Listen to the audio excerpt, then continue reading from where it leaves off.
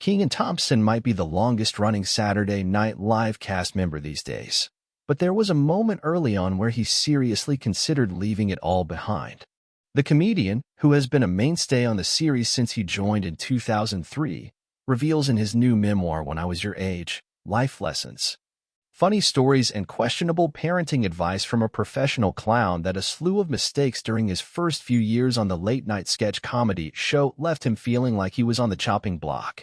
In the tell-all, Thompson explains that his first few seasons were marred by a ton of rookie mistakes, but that his true confidence sunk to an all-time low after he bombed a sketch called Randy the Bellhop so badly that it was cut from its respective episode, per People.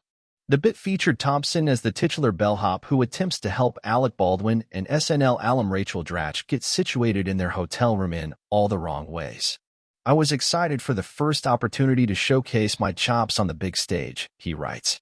Thing was, I couldn't make it through dress rehearsal. I stuttered over this one line and couldn't ad-lib my way out of it.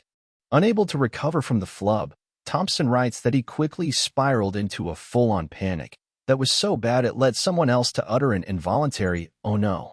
If a slip-up like that happened at Nickelodeon or in the movies I'd done, we could just do another take, Thompson notes.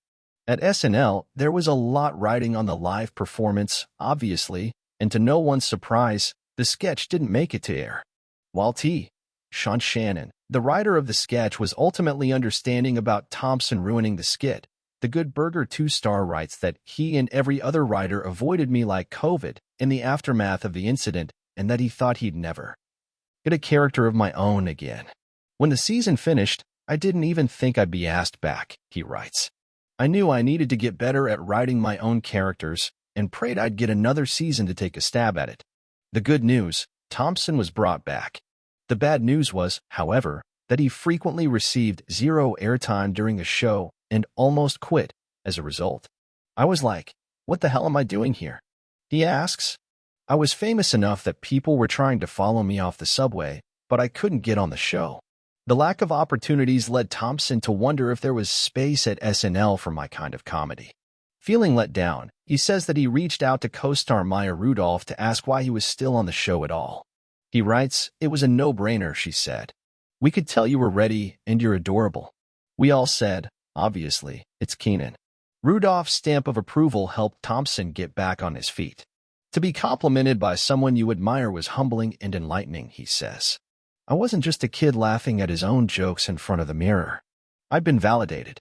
With his newfound outlook, Thompson says that he began celebrating his co-stars' wins and the show outside of myself.